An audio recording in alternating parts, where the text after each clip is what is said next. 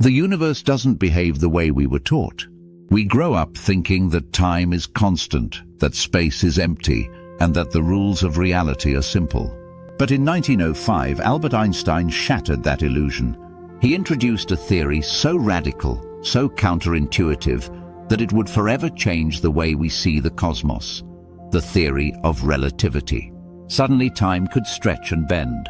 Mass and energy were the same thing. Space wasn't just where things happened, it was something that could be twisted and curved by gravity. Relativity isn't just an abstract idea buried in physics textbooks. It affects satellites orbiting Earth, the light from distant galaxies, and even how we experience time itself. But the deeper you go, the stranger it gets. Because Einstein's theory didn't just rewrite the laws of physics, it exposed some of the most bizarre truths in the universe. Truths that challenge our most basic understanding of reality. In this video, we'll explore 7 of the strangest consequences of Einstein's relativity. And once you see them, you'll never look at time or space the same way again. Strange consequence number 1. Time doesn't flow equally for everyone. In our everyday experience, time feels like the most consistent thing in existence. 1 second is always 1 second. The clock ticks forward with mechanical precision. But under Einstein's theory of relativity, that idea collapses entirely. Time is not absolute. It's not universal. It's personal. This concept, time dilation, is one of the strangest yet most fundamental consequences of Einstein's work. It arises from the principle that the laws of physics are the same for all observers, no matter how fast they're moving, and from the fact that the speed of light is constant, no matter what. To reconcile these ideas, space and time must be flexible. They must bend to accommodate the unchanging speed of light. And when they do, time begins to behave in ways that defy intuition. Let's imagine a thought experiment, one of Einstein's favorites. 2 twins are born on Earth. We'll call them Sarah and Leo. They grow up together, identical in every way. But when they turn 30, Leo boards a spaceship designed to travel at 99.9% the speed of light. He says goodbye to Sarah and launches into the stars, planning to return in just 1 year. From Leo's point of view, he spends 12 months in space. He eats, sleeps, works, and thinks as normal. But when he returns home, something impossible has happened. Sarah is now 84 years old. Leo, who's only aged 1 year, steps off the ship to find his twin sister elderly, with a lifetime of memories he never experienced. This is the twin paradox. And although it sounds like a science fiction plot, it is grounded in real, testable physics.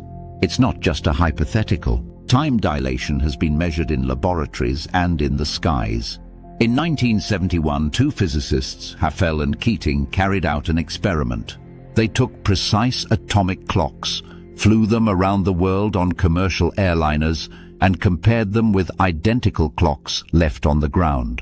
The results were astonishing. The clocks that had traveled through the air ticked more slowly than those that stayed still. The difference was tiny, mere nanoseconds, but it was exactly what relativity predicted.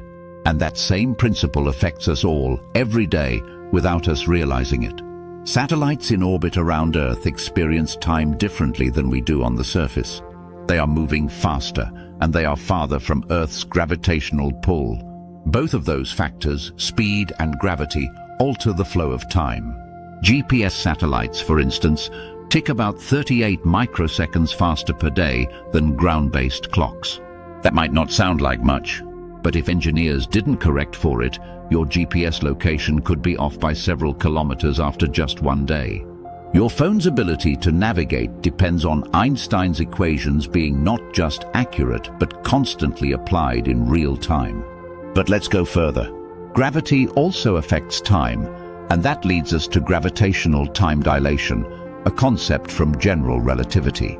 Imagine standing at the edge of a black hole. Its gravity is so intense that it bends not only light, but time itself. The closer you are to the event horizon, the point of no return, the slower time moves relative to an observer far away.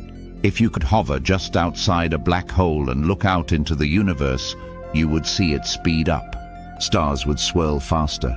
Galaxies would rotate in fast forward. Millions of years might pass in the cosmos while only minutes tick by for you. In the 2014 film Interstellar, this concept was dramatized when the characters visited a planet near a supermassive black hole. Every hour they spent on the surface equaled 7 years of Earth time. While the math was stretched for cinematic effect, the core idea was true. Time bends in gravity's grip. But what does that mean for reality? It means that there is no universal clock ticking through the universe.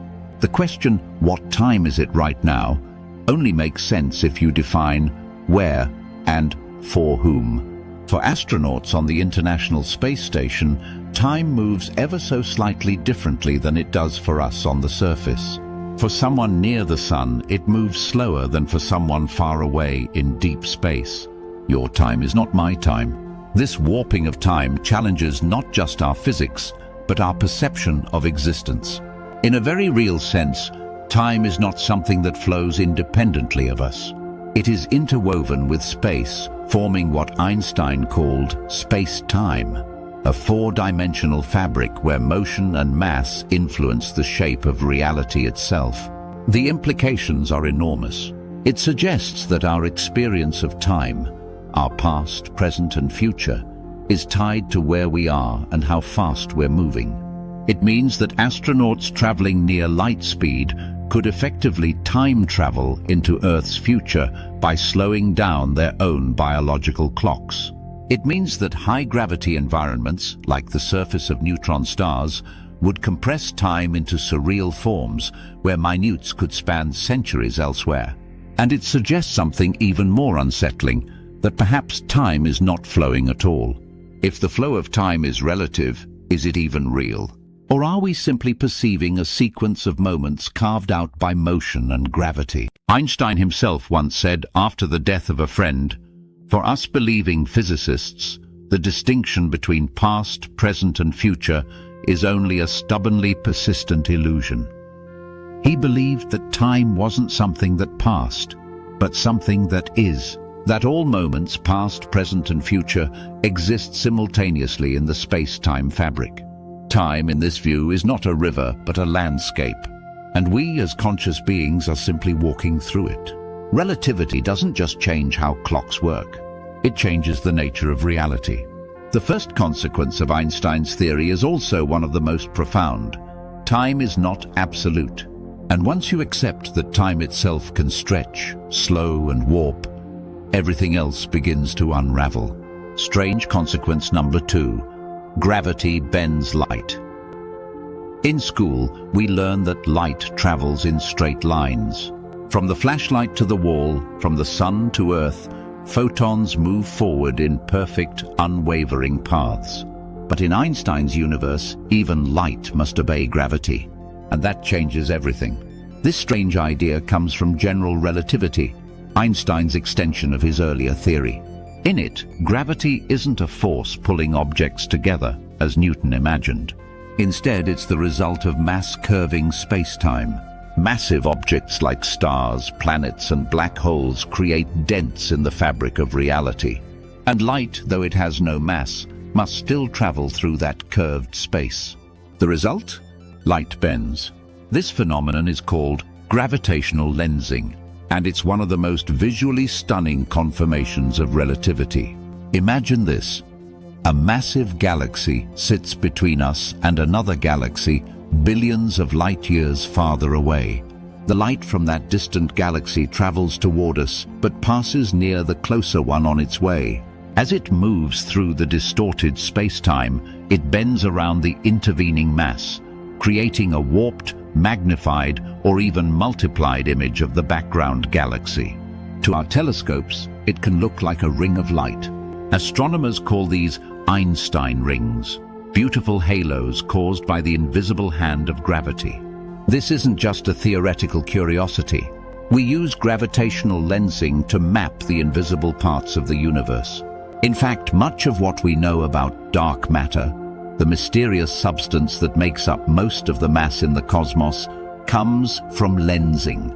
When we observe galaxies being distorted by gravity from something we can't see, we know there's hidden mass bending the light. In other words, we're detecting the invisible because of how it warps what is visible. But gravitational lensing also reveals just how powerful gravity can be, even on light, the fastest thing in existence. Consider a black hole. Its gravitational field is so intense, light cannot escape from inside its event horizon. But even near that boundary, light doesn't travel in straight lines. It bends, swirls, even orbits. There's a specific radius called the photon sphere, where light can theoretically orbit the black hole in a perfect circle, trapped by gravity, forever looping around the abyss. No other object in the universe can do that. It means that if you stood just outside the photon sphere, ignoring for a moment the fact that you'd be torn apart by tidal forces, you could look forward and see the back of your own head. Light would wrap all the way around. Einstein predicted the bending of light in 1915, but it wasn't confirmed until 1919 during a total solar eclipse. British astronomer Arthur Eddington traveled to observe the eclipse from an island off the coast of Africa. As the moon blocked the sun, stars near its edge became visible, and their positions were off. The sun's gravity had bent their light just enough to shift their apparent locations in the sky, exactly as Einstein's equations predicted.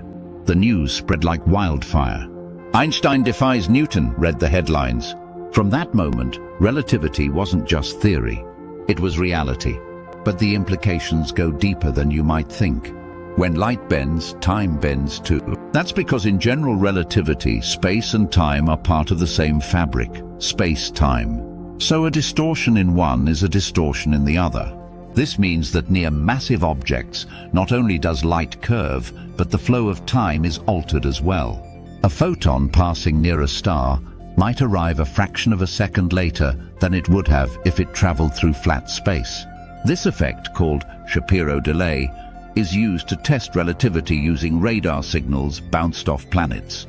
Even your GPS uses a simplified version of these corrections. Without them, your location would drift by several meters every minute. But gravitational lensing also brings up something far more philosophical. If light, the messenger of the universe, can be distorted by gravity, then what we see is never quite the truth. Every image from deep space is bent, delayed, and stretched by the mass it encounters. The universe is like a house of mirrors, and we're peering through the glass, trying to reconstruct reality.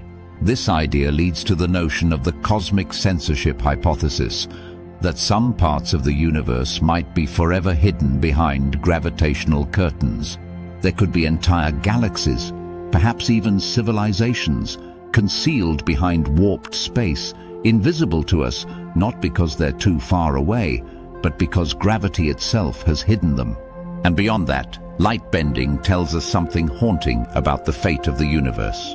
If, in the far future, all stars die and collapse into black holes, and those black holes evaporate over trillions of years, the universe could go dark. But the warping of space-time remains. Fossil traces in the cosmic web, shadows without sources, ghosts of gravity, bending what little light remains. It's hard to imagine a stranger truth than this, that something as intangible as space can twist the path of light itself. That vision, our most direct sense, can be manipulated by mass. That light isn't immune to the rules of gravity. It's a victim of them. Einstein once said, "Light bends around mass, not because mass exerts a force, but because space tells light how to move." So when we gaze into the stars, we're not just looking across distance, we're peering through warped reality. In Einstein's universe, even light can be fooled, and so can we. Strange consequence number 3. The faster you go, the heavier you get. Speed and mass. Two things we usually treat as completely separate. But in Einstein's universe, the line between them begins to blur. According to special relativity, the faster an object moves, the more energy it carries. But here's the twist. Energy and mass are the same thing. That's what Einstein's most famous equation tells us. It's short, elegant, legendary. And it hides one of the strangest consequences in physics. As you accelerate an object, it becomes heavier.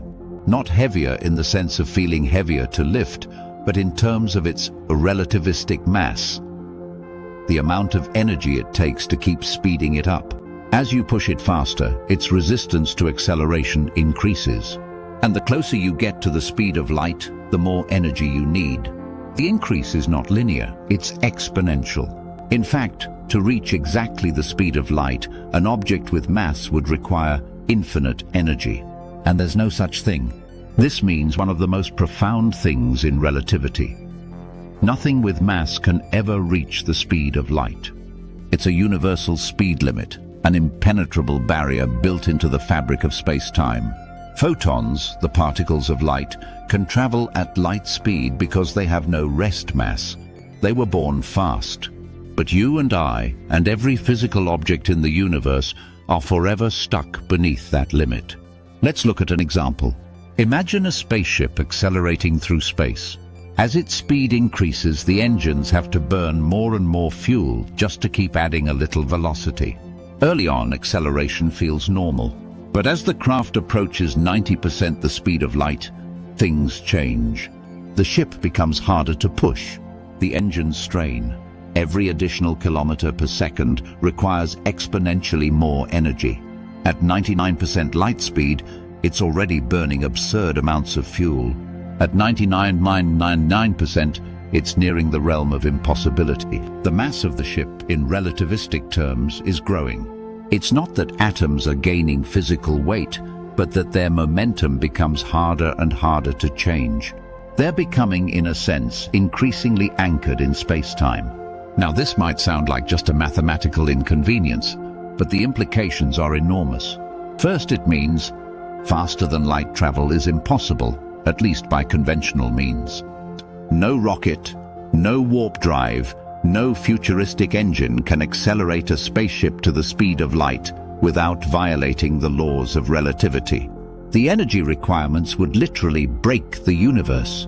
Second, it means that some mass and energy are interchangeable. And that's not just theory, it's the foundation of nuclear power. When an atom undergoes fission, like uranium in a nuclear reactor, it splits into smaller atoms. But the total mass of the fragments is slightly less than the mass of the original atom. That missing mass has been converted into energy, following E=mc2. That tiny loss of mass results in massive energy output, because c2, the speed of light squared, is a gigantic number. Even the smallest mass can produce enormous energy when converted. This is how the sun works. In its core, hydrogen atoms fuse into helium. In the process, a bit of mass disappears, converted into light and heat that powers our entire solar system. It's also how nuclear weapons work. The destructive force of an atomic bomb comes from a tiny amount of matter being turned into pure energy. Relativity made that possible. So, this strange consequence, that speed increases mass, isn't just a weird footnote. It's central to modern civilization. But there's more. It tells us something profound about the nature of the universe. It suggests that mass is not a fundamental quantity, that it's just a form of energy, bound up in particles, motion and fields. The universe is not made of stuff in the way we imagine. It's made of energy, arranged in patterns, following rules written in space-time. It also has practical consequences for high-speed travel. Even if we had a spacecraft capable of reaching 90% or 95% the speed of light, the amount of fuel it would need would be staggering. To carry that fuel, it would need more fuel to carry the fuel. It's a vicious circle. That's why realistic interstellar travel concepts focus on alternatives. Wormholes, warp bubbles, or exotic propulsion that might bypass the need to accelerate in normal space. But even those ideas must reckon with relativity, because as far as we know, the speed limit is hard-coded into the structure of the universe. Another fascinating implication of mass increasing with speed is how it affects collisions at high energies. In particle accelerators like the Large Hadron Collider, protons are accelerated to near light speed. Their mass increases dramatically, and when they collide, the energy is so great that new particles are born, literally created from energy. Particles that didn't exist before the collision emerge from the wreckage, following the rules of quantum field theory and special relativity. We discover fundamental particles this way, the building blocks of the universe. So this strange consequence, the idea that moving objects gain mass, is more than a quirk. It's a window into how energy becomes matter, how stars shine, how bombs explode, and why we can never outrun a beam of light. It also challenges our sense of motion, because in Einstein's view, motion is relative. You could say the spaceship is moving fast, or that Earth is moving instead. What matters is the relative velocity between observers. And in every frame, the laws of physics must hold true. That's what forces time, space, and mass to behave so strangely. There's no privileged perspective in the universe, no cosmic speedometer. Only observers moving through curved space-time, measuring energy and mass according to their motion. So next time you see a spaceship in a sci-fi movie suddenly jumping to light speed, remember, according to Einstein, that moment would require infinite energy. And the ship's mass would be infinite too. It's not just unlikely, it's impossible. Unless, of course, relativity itself is incomplete. But for now, it remains one of the most tested, confirmed, and reliable frameworks in all of science. And one of its strangest consequences is clear. The faster you go, the heavier you get. Strange consequence number 4. Simultaneity is an illusion. At first glance, the concept seems simple. Two things happen at the same time. A train leaves New York as another departs from Chicago. Lightning strikes two trees on opposite ends of a field. Your friend sends a message just as you click like on a video. In our minds, simultaneity is straightforward. But in Einstein's universe, simultaneity doesn't exist. This may be one of the most disorienting ideas in relativity. Two events that seem simultaneous to you may not be simultaneous to someone else. Why? Because time and space are not absolute. They're relative to the observer. And since light has a finite speed and no observer is privileged, different frames of reference will disagree on the order in which things happen. Let's break that down. Imagine you're standing on a train platform. A high-speed train is passing by. As it rushes past, lightning strikes both the front and the back of the train at what seems to be the exact same time. You see both flashes simultaneously. You say the lightning strikes were simultaneous. But inside the train, there's someone sitting exactly in the middle. They're moving forward with the train. From their perspective, the flash from the front of the train has to travel toward them, while the flash from the back has to catch up from behind. Because the speed of light is constant and they are moving forward, they'll see the flash from the front first. To them, the lightning strikes were not simultaneous. One came before the other. So who's right? According to relativity, both. Each observer, in their own frame of reference, has a valid experience of time. There is no true order of events. Simultaneity is not a universal truth. It depends on motion, position, and perspective. This idea breaks a fundamental assumption we all carry, that now exists everywhere at once. That there's a cosmic present moment ticking along, syncing the entire universe. Relativity says, no, there isn't. The concept of now is local. It exists only for you in your reference frame. In another frame, far away or moving differently, now could be your past or your future. This leads to a profound shift in how we view time. In Newtonian physics, time is like a river flowing at a constant rate for all observers. But in Einstein's reality, time is part of a four-dimensional fabric called space-time. And what counts as now depends on how you're moving through it. It's as if everyone is slicing the loaf of space-time at a slightly different angle. Your slice, your present, may not line up with mine. Let's take it even further. Imagine a distant planet, 100 light-years away. A star explodes there. From Earth, we won't see the explosion for another 100 years, because that's how long the light takes to reach us. But someone moving at near light speed toward that planet may see the explosion now. Another person moving away from it may say it hasn't happened yet. They're not wrong. They're just living in different slices of reality. This isn't just a theoretical trick. It has consequences for how we define cause and effect in extreme scenarios like near black holes or in the early universe. In some speculative models, this relativity of simultaneity might even permit closed time-like curves, paths through space-time that loop back on themselves, potentially allowing for time travel.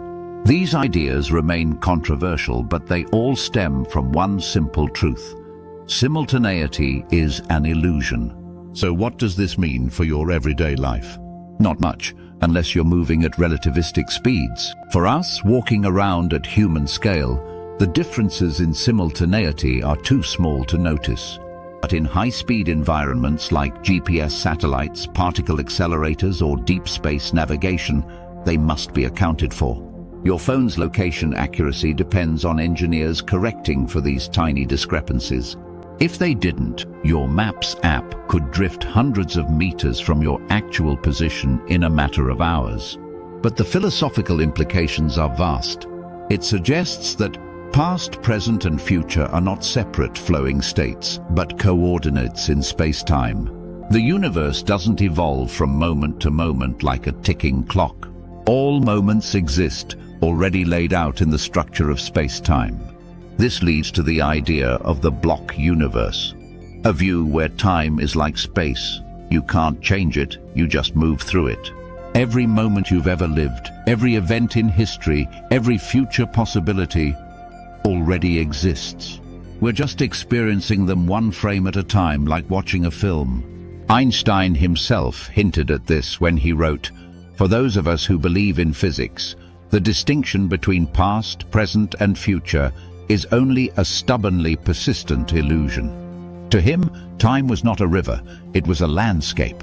And this landscape can be sliced, rotated, and tilted by motion. What you consider now may be ancient history to someone else. That breaks our deepest intuition, that time moves forward in sync for everyone. But relativity doesn't care about intuition. It only cares about what the math and the measurements reveal.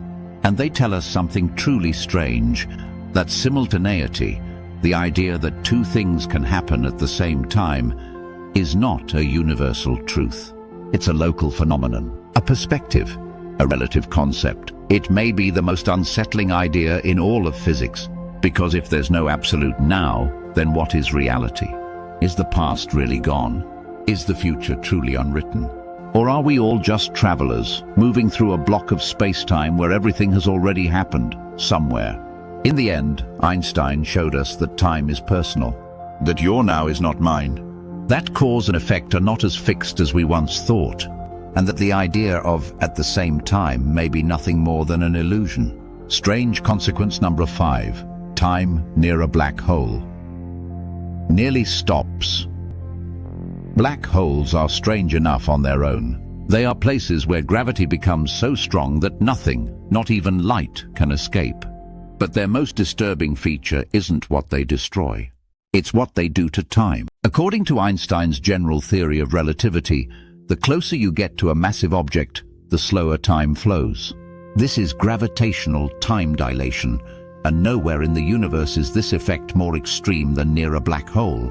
Imagine a spacecraft hovering just outside the event horizon of a black hole, the boundary beyond which escape is impossible. To the astronauts inside, everything feels normal.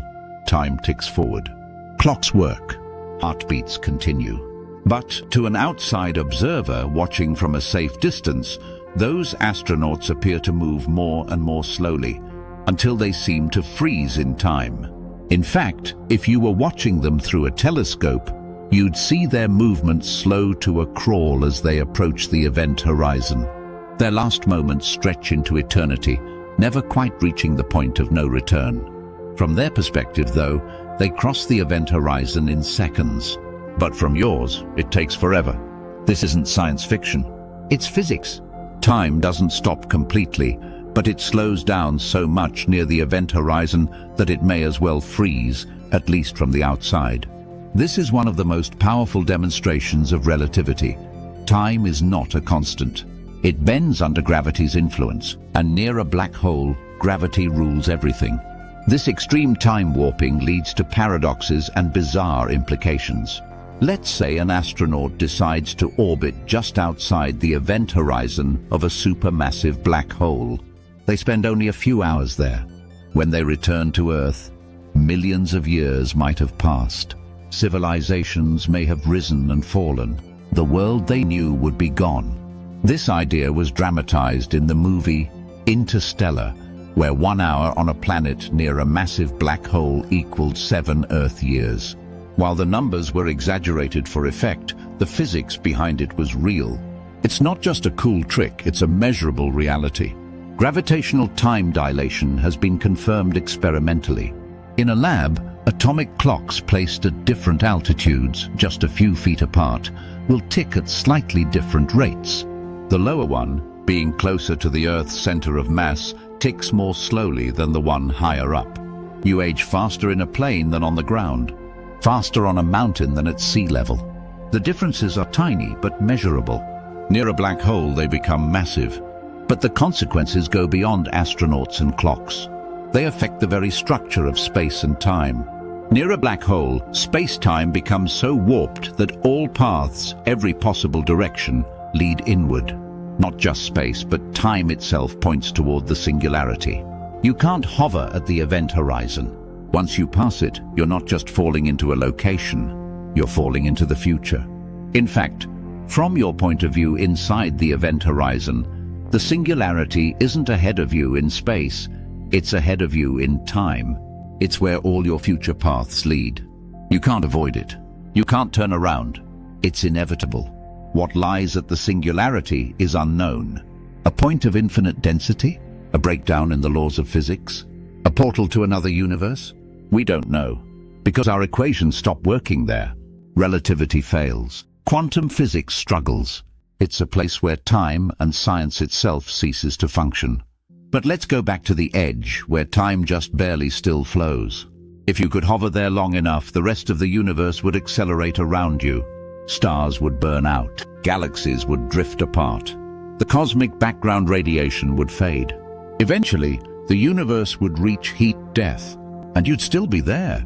Seconds after you arrived, time for you would feel normal. But everything else would vanish. In a very real way, black holes allow for time travel to the far future. Not because they let you move backward and forward at will, but because they stretch time so dramatically that spending a short moment near them is equivalent to watching eons pass elsewhere. But they're not just time machines. They're also record keepers. Stephen Hawking once proposed that black holes have no hair, that is, no visible features. You can't tell what fell in. All information is lost. But this idea created a paradox. If information disappears forever, that violates the laws of quantum mechanics. So what happens to time when information is lost? Is the past erased? Is the future altered? Does a black hole remember? Physicists still debate this. The answer might lie in Hawking radiation, a theoretical process in which black holes slowly evaporate over time. If this is true, a black hole that swallowed a star might eventually disappear, leaving behind only a trace of its mass and energy, but no clear record of what once fell in. Time itself becomes blurred. History becomes uncertain. And this is perhaps the most unsettling consequence of all. Black holes don't just slow time. They distort our ability to know what time even is. They represent a boundary, not just in space, but in our understanding. And yet they're real. We've seen the shadow of a black hole. In 2019, the Event Horizon Telescope captured an image of the supermassive black hole in galaxy M87, confirming not only its presence, but the warping of light and space around it. That bright ring wasn't just hot gas. It was light itself, bent by gravity, circling a place where time has nearly stopped.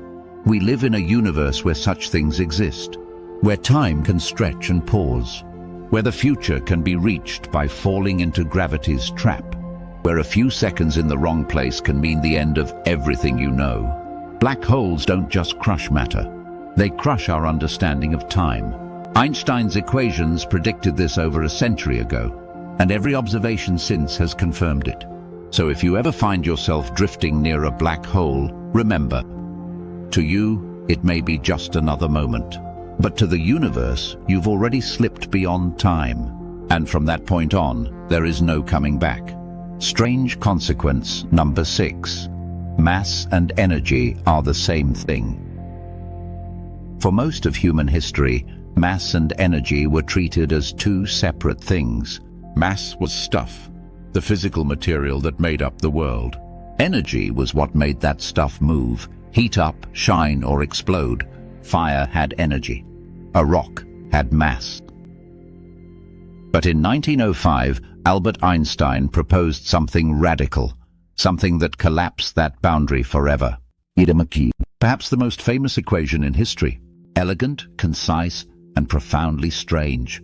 It tells us that mass and energy are not just related, they're interchangeable. Mass is energy, and energy is mass. The two are different forms of the same fundamental thing. But what does that really mean? Let's start with the basics. E is energy, m is mass, and c is the speed of light in a vacuum, about 300,000 kilometers per second. Squared, that's an enormous number. So even a tiny amount of mass multiplied by the speed of light squared equals an astronomical amount of energy. This is why nuclear reactions are so powerful. In nuclear fission, an atom like uranium splits into two smaller atoms. If you add up their masses, they're slightly less than the original atom. Where did the missing mass go? It became energy, heat, light, and radiation. The difference in mass may be tiny, but when multiplied by C2, it releases enough energy to power entire cities or destroy them. This is the principle behind nuclear reactors and atomic bombs. It's also how the sun shines. Inside the core of the sun, hydrogen atoms fuse into helium. In the process, some mass is lost and converted into light. That light travels across space and reaches Earth, warming our planet, feeding our ecosystems and sustaining all life.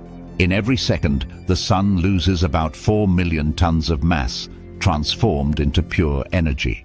All because of Einstein's equation. But this idea doesn't just explain nuclear reactions. It rewrites the nature of reality.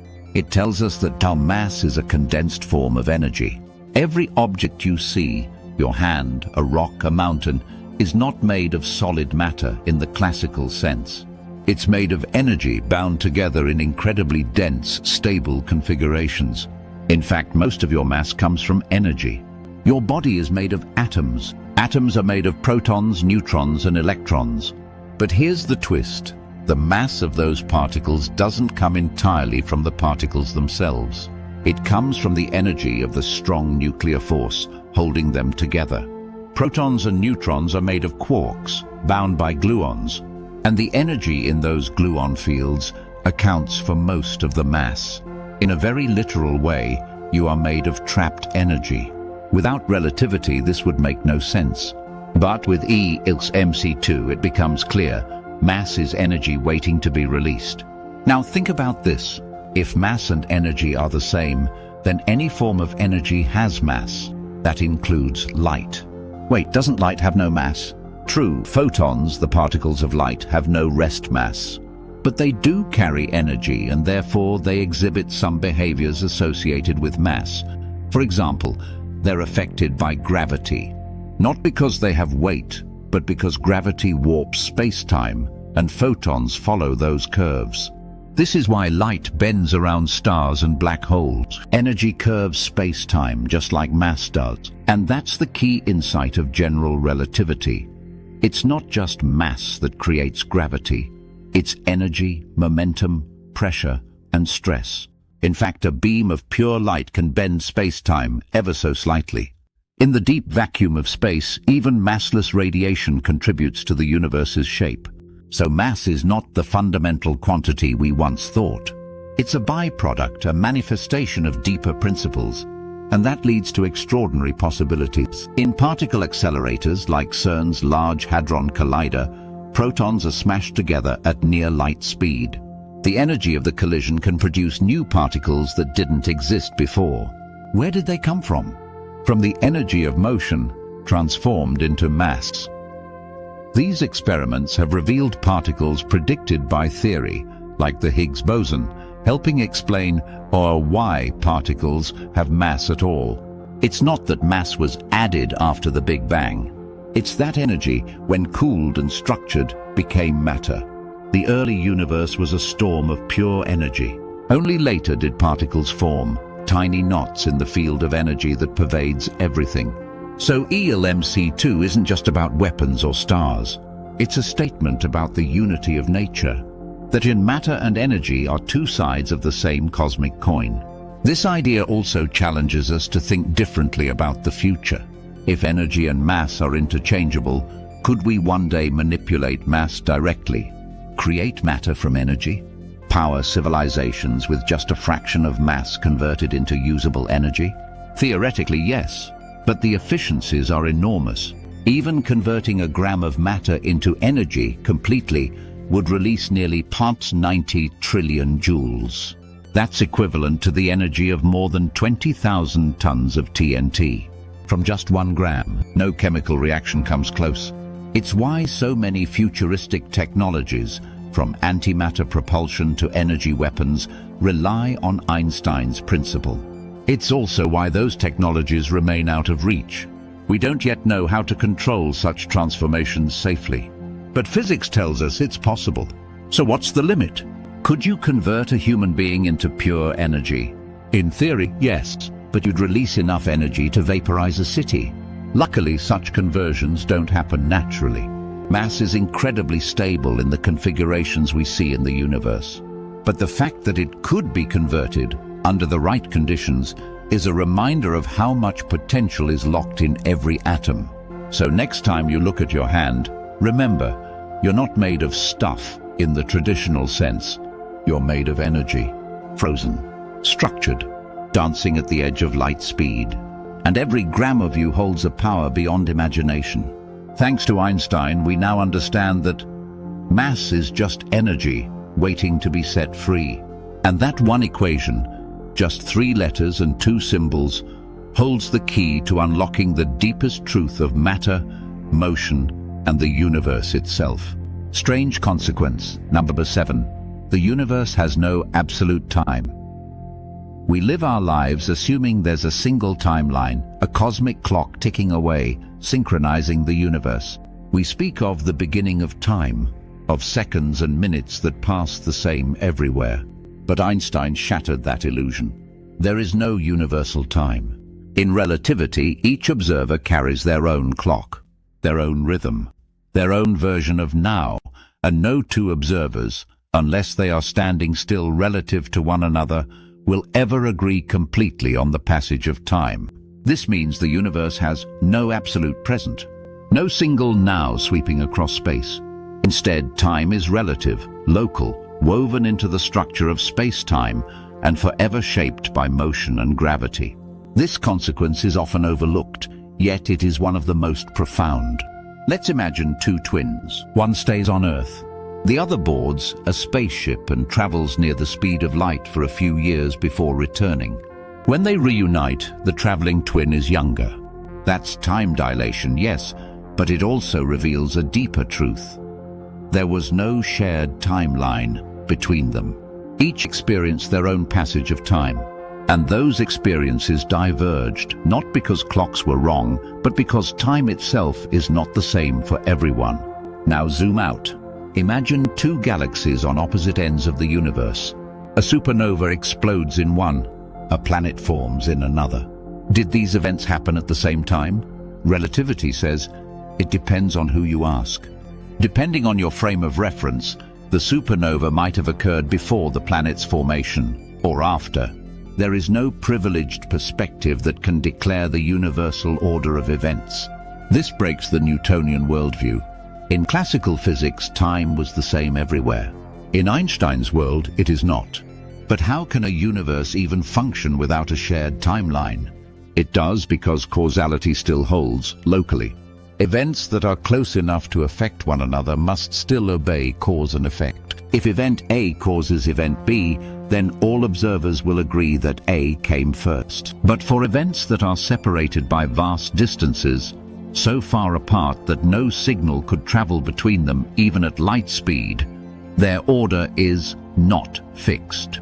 One observer might say A came first, another might say B. Both are right, within their own space-time frame. This is called the relativity of simultaneity, and it means that the universe isn't a stage where things happen in a universal order. It's more like a web of interconnected events, stitched together differently by every observer, depending on where and how they move. So when we speak of the age of the universe, we're using a kind of shorthand, a chosen reference frame anchored to the cosmic microwave background. In that frame, the universe is about 13.8 billion years old. But change your frame, move fast enough or deep into a gravity well, and you'll measure a different age. The universe does not come with a master clock. It never did. This leads to the idea of the bioblock universe, a view in which past, present, and future all coexist as parts of a four-dimensional structure.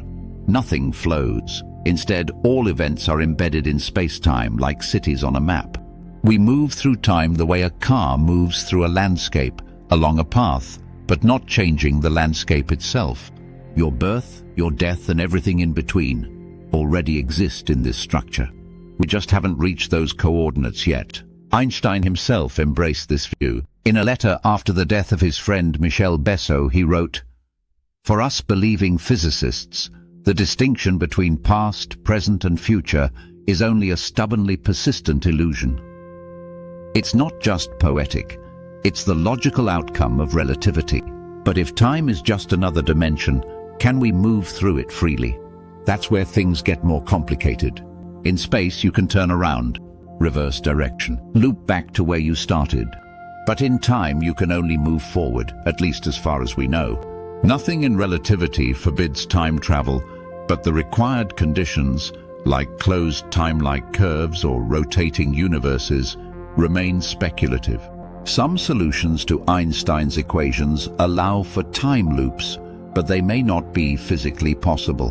What relativity does tell us is this: time is a path, not a river. It's shaped by the mass and motion of everything in the universe, and it's different for every traveler. We are not passengers on a train of time. We are each driving our own ship through a landscape called space-time. And that landscape has no master blueprint, no cosmic timekeeper. This has philosophical implications too. If there's no absolute time, then there's no universal now. Which means the present moment is not something we share with the entire universe. It's something we construct locally in our own frame.